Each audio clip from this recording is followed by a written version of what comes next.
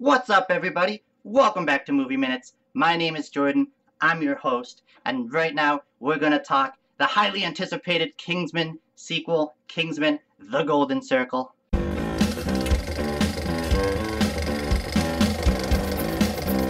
Alright, so right off the bat, I just want to say I really actually enjoyed this movie. I thought it was fun. There are a lot of moments where it captured the magic, the fun of the first one, whether it be an extended fight sequence set to a pop song, or the humor between the three leads. I had a lot of belly laughs, a good time at the movies, and you get a lot for your buck. It's like $2.40.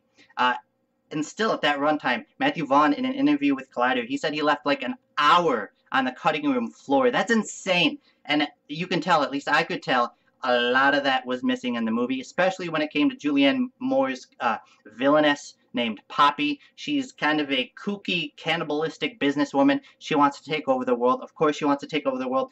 Supervillains only want to take over the world, but she wants to do it via the drug trade and by holding the world's drug users hostage. It brings up some pretty interesting moral and political issues. The film doesn't hit you over the head with, which I appreciate, because when you go into a film, you're trying to escape the real world, and when you're presented with a version of the real world in that movie, you don't really want it to go too far into it. And this film doesn't. It walks that fine line very nicely. The Golden Circle also tries to capture a lot of the wackiness, the jovial silliness that was a lot of parts of the first film.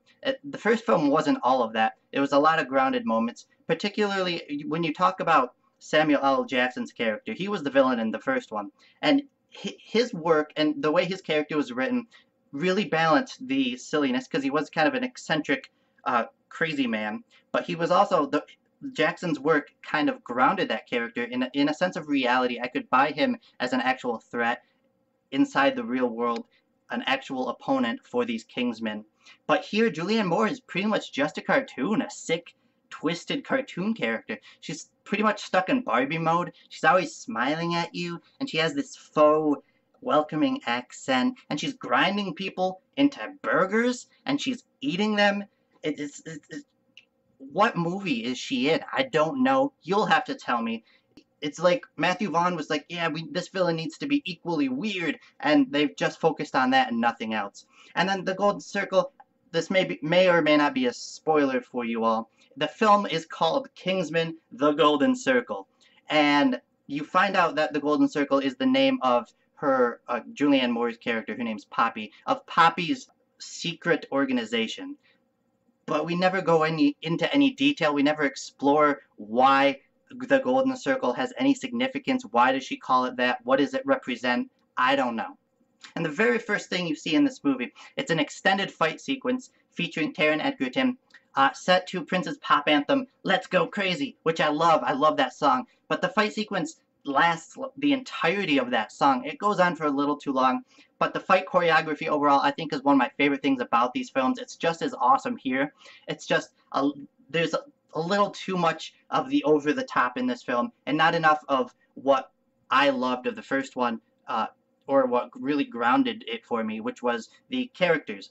And the best moments in the Golden Circle are the slower character moments, particularly the ones between, you got Mark Strong, you got Taron Egerton, who is one of my favorite breakout stars of the past couple of years. He can really hold his own. He carries this film on his shoulders, and he does it with ease. And then, of course, Colin Firth, who plays Harry, who got shot point blank in the eye in the first film, and, of course, he's back in this one. I was okay with why they brought him back. Reading comic books, I'm used to kind of the shoehorned reasons why we're going to bring back someone's favorite character. We got to continue to sell these books, so let's make up some reason why they're still alive. I'm okay with what they did here. It is based on a comic book, so I'm double okay with that. I know a lot of people are kind of shaking their heads at the reason for that, but it didn't bother me. And I think long segments of this film could have been cut out. At 2 hours and 40 minutes, this film still feels a little long. There's one sequence, or not sequence, pardon me, it's a scene. It's an entire scene. It goes on for about 15 minutes, about two guys trying to get into this girl's pants. It kind of just feels like it's there for crude humor's sake. It doesn't really service the overall plot. They could have come up with a reason that scene exists and solved that for much quicker and something a little less disturbing. And then, of course, I'm going to get to it The Statesman. In this film, we introduce The Statesman, which is, of course, the American version of the Kingsman.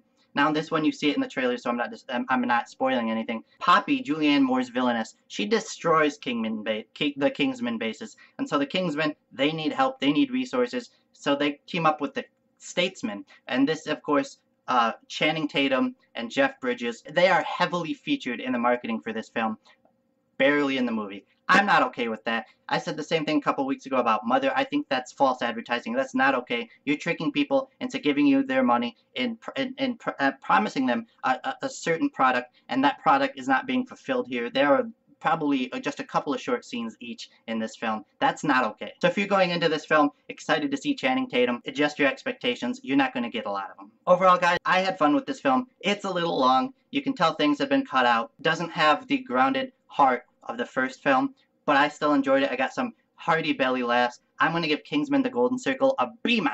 Alright guys, that does it for my review of this film. If you liked this video, click the thumbs up for me, subscribe. I have plenty of content, movie related. I have trailer reactions, I do other movie reviews, I do unboxings of special Blu-ray editions. I also crack open a comic book every once in a while and talk about one of those. Anyway guys, what did you guys think of Kingsman: The Golden Circle? Did you like the Secret Service? Were you excited for the sequel?